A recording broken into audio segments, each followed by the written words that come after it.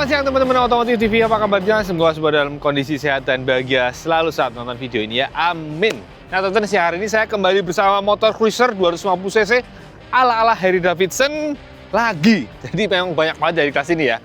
Jadi ini adalah QJ Motor SRV 250 Libero. Jadi dari QJ Motor memang ada dua varian motor Brian Cruiser 250cc ya. Setelah ada yang SRV 250 MT, ada juga Libero yang baru nih, yang belum lama diluncurkan di Indonesia. Nah, kalau secara tampilan ini beda banget dengan yang AMT ya. Ini meski basicnya sama, tapi dia secara tampilan jauh lebih meriah ya, lebih atraktif, kelihatan lebih gede, lebih bongsor. Jadi kayaknya lebih cocok buat teman-teman yang suka tampil lebih eye-catching gitu ya di jalan ya, dibanding dengan SRV 250 MT yang kelihatannya lebih polos saja gitu. Nah, sementara gimana sih impresi berkendaranya ketika dipakai harian? Terutama pasti teman-teman penasaran dengan fitur AMT-nya ya, atau Automated Manual Transmission ya. Transmisi manual yang diotomatiskan. Nah, gimana rasanya? Gimana impresinya? Top speed-nya berapa? Konsumsi bahan bakarnya berapa? Nah, untuk bicaranya tonton terus sampai akhir, jangan kemana-mana.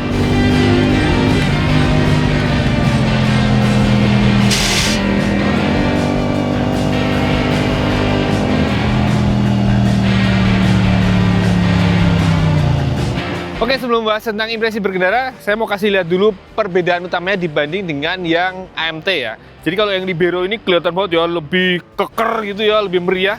Dari depan aja udah kelihatan nih. Suspensi depannya yang sebenarnya upside down itu dikasih cover tuh. Dan covernya bentuknya malah kayak ini ya, kayak pedang gitu. Lalu di bagian peleknya ini juga desainnya atraktif banget, malah kayak gerbang perumahan gitu ya. Lucu ya. Lalu kalau kita lihat dari samping, yang unik menarik di sini adalah nih, ada filter udara yang menjorok ke depan, bener-bener ala-ala Harley Davidson. Uniknya adalah covernya dong dibikin transparan, jadi filter di dalamnya langsung kelihatan ya. Jadi kalau kotor, udah kecoklatan itu lebih jelas ya, langsung kelihatan. Lalu bagian sini knalpotnya ini juga beda. Dia modelnya sebenarnya kayak yang AMT ya, atas bawah, tapi bedanya ini kelihatan lebih besar dan dia asimetris teman-teman. Jadi ujungnya untuk yang silinder belakang lebih panjang ke belakang, untuk silinder depan dia lebih pendek. Jadi kelihatan lebih unik, beda lah. Lalu ke area belakang, spatbornya juga kelihatan lebih gondrong. Ini kayak Harley Davidson Dyna gitu kesannya ya, sebelah sininya gitu. Dan peleknya gini, tentu saja desainnya kayak depan dan sama-sama ring 16 inci. Lalu dibalut ban yang ukurannya itu lebar teman-teman. Yang depan 130, yang belakang 150 dengan profil yang gendut banget, bulat banget. Jadi ada kesan-kesan ala motor bobber juga. Jadi itu teman-teman perbedaan mendasar Libero ini dibanding dengan yang AMT. Gimana? Kelihatan ya, ini motor jadi lebih kelihatan rame, kayak full dress, lebih atraktif. Kalau dipakai di jalan pastinya lebih menarik perhatian. Tapi ada satu hal teman yang bikin saya nggak sreg ya, aneh banget, jelek banget, yaitu dudukan plat nomor depan. Ini maksa banget ya, posisinya di sini, terus plat-platnya las-lasannya juga jelek. Terus ini kalau dipasang normal, ini nutupin sorot lampu depannya, aduh. Kalau boleh usul sih buat QJ ya, mendingan plat nomornya itu dipasang di bawah lampu sini nih. Kayak yang Unites SRV 250 AMT. Ini udah bener banget lah, di sini miring gini jauh lebih cakep lah. Atau kalau terpaksa pun mending di atasnya lampu, daripada di sini ini bener-bener merusak estetika. Ini jelek banget. Jadi kalau buat teman-teman yang beli motor ini, copot aja deh, mending dipindahin ke bagian bawah lampu, lebih rapi gitulah. Oke, berikutnya saya mau bahas tentang posisi berkendara dan handlingnya. Jadi sebagai sebuah motor cruiser, maka SRV 250 Libero ini pun joknya rendah banget teman-teman. Hanya 700 mm dari permukaan tanah, makanya rendah banget, ceper banget. Jadi kalau didudukin tuh, kaki nekuk. Ini buat teman-teman yang tingginya di bawah 170 cm, ini pun dijamin aman banget. Po, sini po. Coba duduk po. Nih, kasih lihat nih, tim 16-nya kalau duduk di sini dijamin tetap aman nih. Nah, tuh, aman banget, napak banget. Wih. Masih bisa berdiri tuh. Aman ya? Bisa berdiri. Jadi tim 165 pakai motor ini dijamin nggak akan kesusahan menurunkan kaki. 155 masih bisa kayaknya. Masih bisa ya, 155 ya? Nggak ada 155. Oke. Tuh, gitu teman-teman. Jadi bersahabat banget, kayak ceper.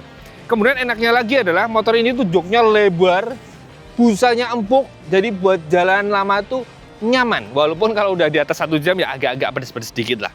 Terus yang khas lagi berikutnya adalah, ini motor enaknya adalah pijakan kakinya tuh model yang lebar, kayak Harley Davidson gitu.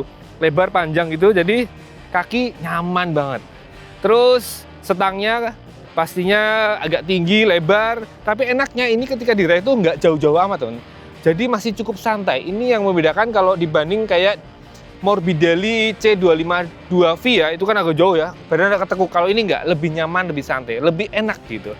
Lalu karakter handlingnya, ini motor banyak keunggulannya. Yang pertama adalah meski kelihatan besar dan panjang, ini handlingnya tuh enak nurut, nggak ada ngelawan-ngelawannya sama sekali.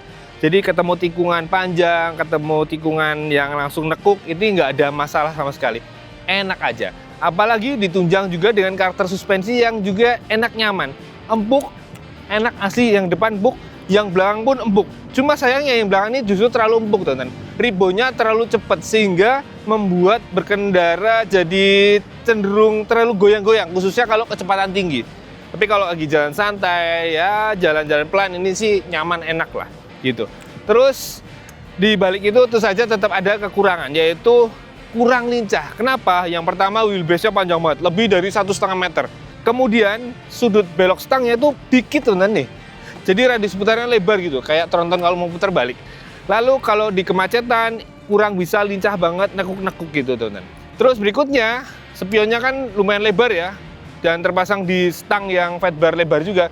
Ini juga jadi handicap ya. Ini karena rawan bisa kena spion mobil. Gitu, teman-teman. Oh ya, teman-teman, di balik posisi duduknya yang santai nyaman, tapi ada satu ganjalan menurut saya, itu ini nih. Desain dari filternya yang menonjol keluar ini mentok area sini nih. Area tulang sini ya. Nih. Jadi kakinya terpaksa harus melebar untuk yang sisi kaki kanan. Tapi kalau kaki kiri ini relatif lebih ramping, jadi bisa masuk itu lebih nyaman. Nih, ganjel banget, mentok banget. Kemudian berikutnya adalah bobotnya 167 kg. Ini sebenarnya nggak berat-berat amat lah, standar beratnya motor 250 cc umumnya ya. Tapi kalau buat mindah-mindahin ya di parkiran itu ya tetap lumayan kerasa lah. Kayaknya butuh bantuan abang-abang parkir ya buat narik-narik gitu. Kemudian satu lagi teman-teman ganjalannya, yaitu knalpotnya yang bagian bawah ini nih, covernya yang ini nih, desainnya, konstruksinya itu kurang naik dikit. Jadi kalau lagi miring enak-enaknya ke kanan, tiba-tiba srok, kaget. Karena ternyata enggak, stroke ini harusnya dirampingin dikit lagi nih. Padahal lagi nikmat-nikmatnya, karena motor ini dibekali ban yang gendut-gendut, bulet ya, buat mereng-mereng itu emang enak banget. Walaupun tadi karakter suspensinya sebenarnya keempukan ya, khususnya yang belakang. Tapi buat terbar-bar tuh asik banget. Jadi kalau buat ke kanan, siap-siap kaget deh, stroke. Tapi kalau ke kiri, ini jauh lebih aman, gitu. Oke, berikutnya saya membahas tentang mesin dan tentu saja tentang AMT-nya ya. Transmisi yang membuat motor ini kelihatan gagah ala-ala Harley Davidson, tapi mengendarainya kayak kita naik Vario, tinggal gas rem. Oke, jadi mesinnya ini V-twin 249 cc, SHC ya, 4 katup, injeksi berpendingin cairan, ada radiator dengan transmisi AMT 6 percepatan. Jadi transmisi AMT ini sebenarnya adalah transmisi manual ya, gearbox manual, tapi dibikin matic dengan cara ada otaknya gitu dan ada aktuatornya yang menggantikan kerja ngoplingnya. Ini ada aktuatornya di sisi kanan, ini di bak kopling ada khusus, dan di bagian kiri ada juga aktuator yang membantu memindah giginya ya, naik turun giginya. Makanya di motor ini di bagian pijakan kaki kiri tidak ada tuas persneling, lalu di bagian stang juga tidak ada kopling. Jadi ini bukan kopling teman-teman, ini adalah rem belakang. Makanya di pijakan kaki kanan ini juga polos, nggak ada tuas rem belakang. Nah, unik banget ya, gitu. Jadi gimana impresinya? Oke, baik dulu ke mesin. Jadi ini mesin tenaga maksimalnya 27,5 horsepower, sebuah tenaga yang nggak gede-gede amat ya untuk 250 cc 2 silinder. Tapi ya cukupan aja lah, dan bukan yang lemot-lemot amat. Terus torsinya 23 Nm. Terus gimana impresinya? Oke, jadi kalau dirasakan ya tadi seperti saya bilang yang tenaganya biasa aja. Jadi larinya itu bukan yang kenceng banget, tapi juga bukan yang belet lemot sih sebenarnya. Jadi cukupan aja buat harian, tenaganya udah mumpuni. Terus yang utama adalah suaranya. Ini enak banget teman-teman. Jadi walaupun pakai knalpot standar, ini sudah cukup menggelegar. Nah gitu. Terus sensasi berikutnya tentu saja utamanya adalah adanya transmisi AMT, Automated Manual Transmission. Jadi dengan transmisi begini kita benar-benar bisa naik motor gagah ini tanpa perlu mindah gigi. Walaupun kalau mau mindah gigi pun bisa. Jadi cara bawanya itu gampang banget teman-teman. Jadi setelah kunci kotak on, kita bisa milih transmisinya mau matic yang D atau manual atau yang M. Kemudian kalau mau jalan kita masukkan gigi. Nah untuk masuk giginya atau nambah gigi dan ngurangin gigi ini kita tinggal tekan tombol yang ada di stang kiri teman-teman. Jadi kalau mau jalan kita masukin dulu gigi satu ceklek, maka tinggal kita gas. Nah selanjutnya tergantung riding mode yang dipilih. Kalau pakai D ya udah tinggal gas rem aja. Tapi kalau pakai yang manual maka kita naikin giginya itu harus tekan tombol teman-teman. Meski begitu ini sistemnya sudah canggih. Walaupun pakai manual, kalau terdeteksi kecepatannya terlalu pelan ya, RPM udah terlalu rendah, maka dia akan otomatis menurunkan gigi sendiri tuh. Jadi nggak perlu khawatir mesinnya akan keberatan ya. Kayak kalau pakai yang e-clutch di Honda CB650R itu kalau kecepatan udah terlalu rendah, dia di panel indikatornya cuma muncul ini perintah untuk menurunkan gigi, tapi nurunin giginya harus dilakukan manual. Kalau di sini dengan MT dia akan turun gigi sendiri teman-teman.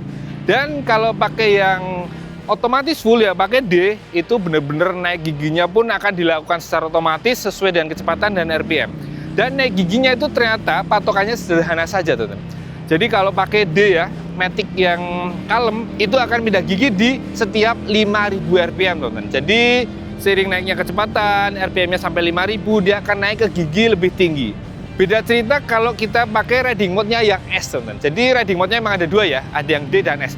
Kalau pakai yang S ini karena S itu sport ya, jadi pindah giginya di RPM lebih tinggi yaitu di 6000 RPM. Maka kerasa pindah giginya itu lebih lama, lebih ditahan, jadi lebih satset gitu teman-teman.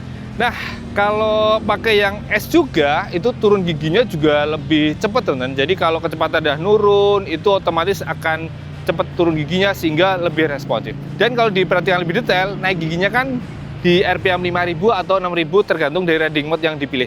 Tapi kalau turun giginya ternyata kalau diperhatikan itu tergantung kecepatannya teman-teman. Jadi patokannya itu sederhana.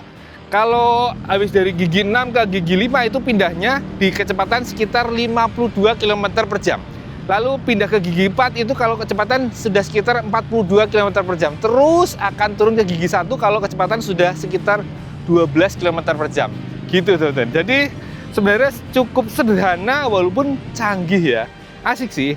Jadi dengan adanya AMT ini benar-benar memberikan sensasi naik motor yang kelihatan gagah, keren, tapi simple gitu ya, nggak perlu ngopling-ngopling, enak banget gitu. Walaupun sebenarnya ada kekurangan teman-teman, yaitu kalau pakai yang D itu ketika pindah gigi naik gigi itu ada ayunan jegluk kayak khas transmisi AMT ya. Kalau teman-teman pernah naik Suzuki Ignis atau Karimun Wagoneer yang AGS ya, kan AGS dan AMT sama sebenarnya, sebuah transmisi manual yang diotomatiskan itu sama sensasinya. Pas pindah gigi ada jegluk.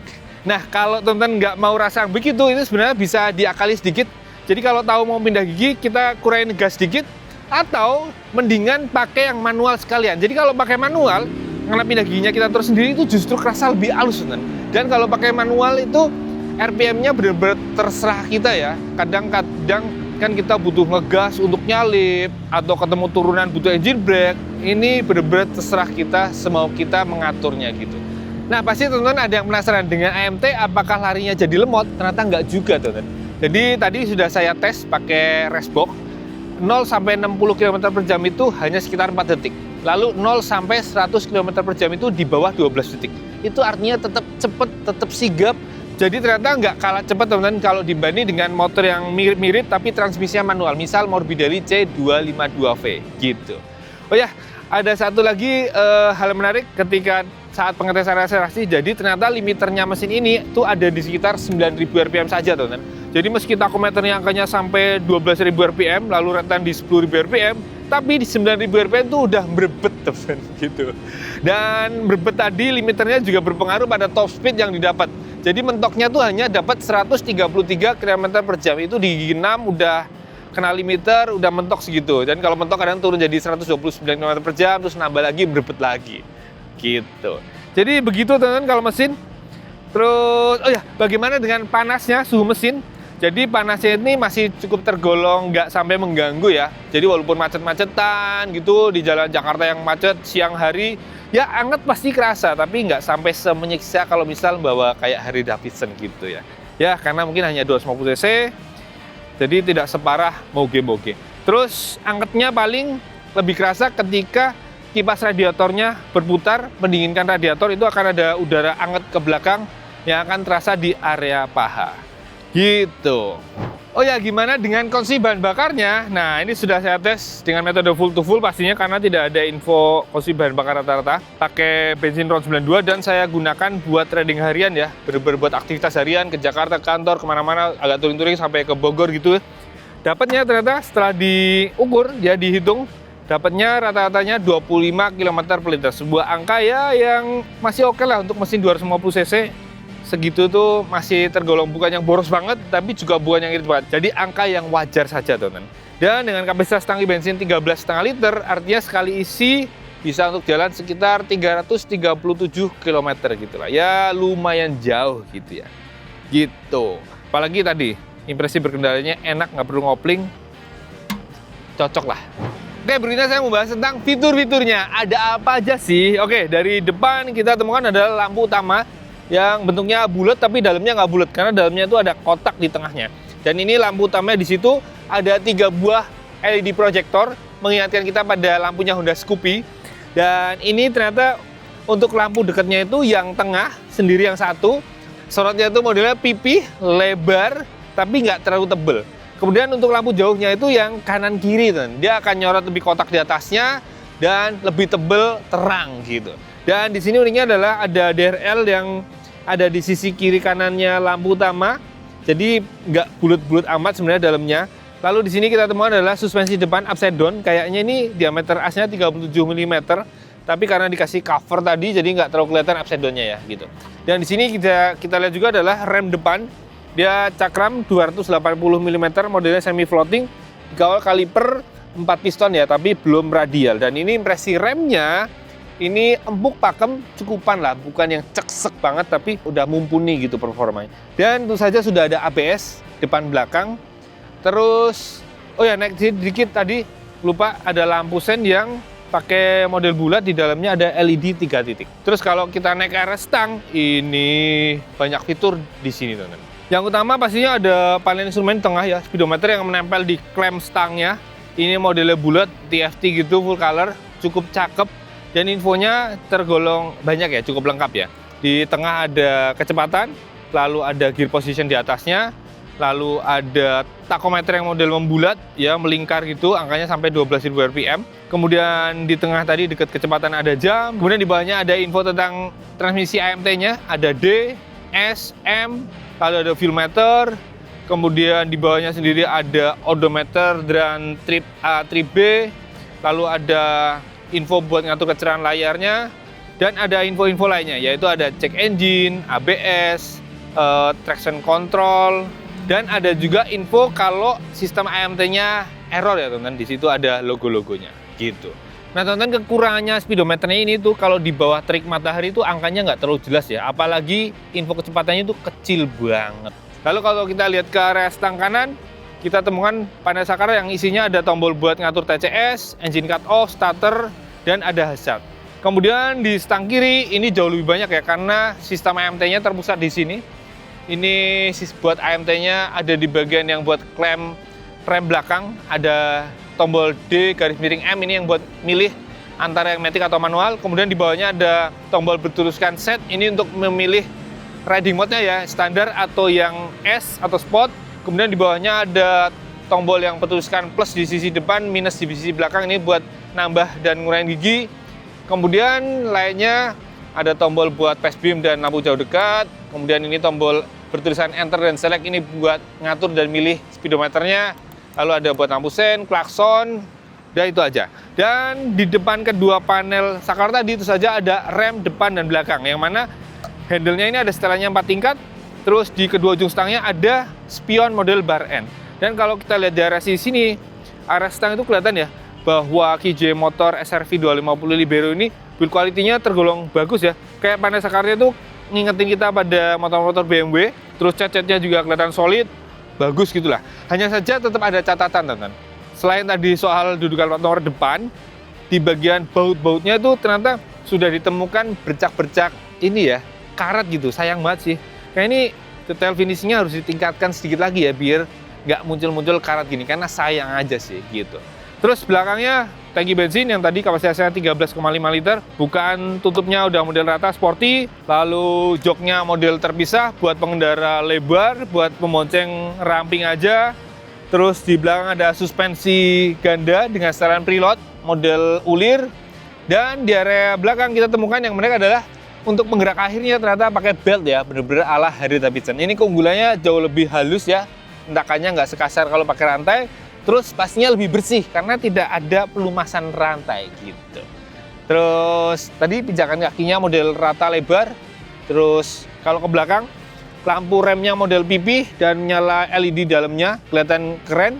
Lampu sennya sama dengan yang depan. Terus kalau di sisi kanan belakang, ini ada rem belakang cakram 240 mm yang dikawal kaliper satu piston aja, dan tentu saja ada ABS-nya gitu. Oh ya, tadi balik ke depan lupa.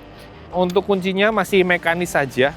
Jadi masih colok-colok, belum smart key, belum ada pengaman magnet.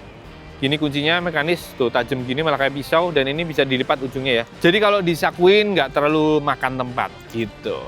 Berikutnya di bagian stang kiri ada yang tak biasa teman-teman, yaitu di bagian handle remnya ini ternyata ada parking brake lock-nya. Padahal ini motor dengan rem hidrolis ya.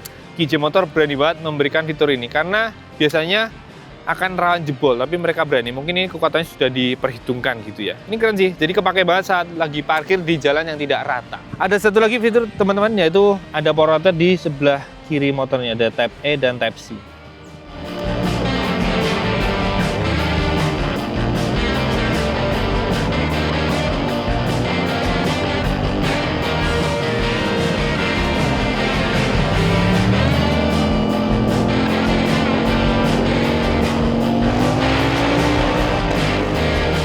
Oke, itu dia teman-teman tentang KJ Motor SR-V 250 Libero. Jadi ini salah satu pilihan menarik di kelasnya ya, dengan tampilan yang lebih gagah dibanding yang MT, lebih full dress, tapi tetap simple karena pakai transmisi AMT.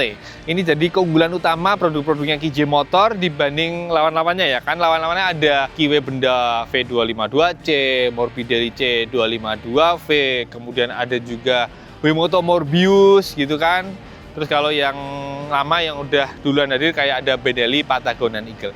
Jadi ini jadi salah satu pilihan yang menarik lah. Terus harganya tadi saya belum bahas ya. Harganya ini 71 jutaan, hampir 72 juta rupiah on the road Jakarta. Harga yang kompetitif, mirip-mirip dengan tadi produknya Morbidelli, produknya Kiwe, itu harganya juga mirip-mirip gitu. Tapi memang lebih mahal dibanding yang SR-V 250 MT. Yang itu tuh harganya tuh murah banget tuh. Kalau nggak salah 59,99 juta rupiah on the road Jakarta ya. 60 juta kurang dikit. Jadi bedanya 10 jutaan kalau dibanding ini. Gitu. Oke, itu aja teman-teman video kali ini. Saya sudah bahas tuntas ya tentang motor ini. Kalau teman-teman ada yang masih penasaran, tulis aja di kolom komentar, nanti saya akan jawab semampu setahu saya. Gitu. Ya udah.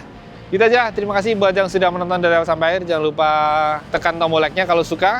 Terus nyalakan juga tombol loncengnya. Terus subscribe buat teman-teman yang belum subscribe. Terus jangan lupa follow juga IG kami, Otomotif_TV, kalau IG saya _otomotif. Oke, sampai jumpa di video berikutnya. Jangan lupa pakai helm kalau ada motor. Dadah.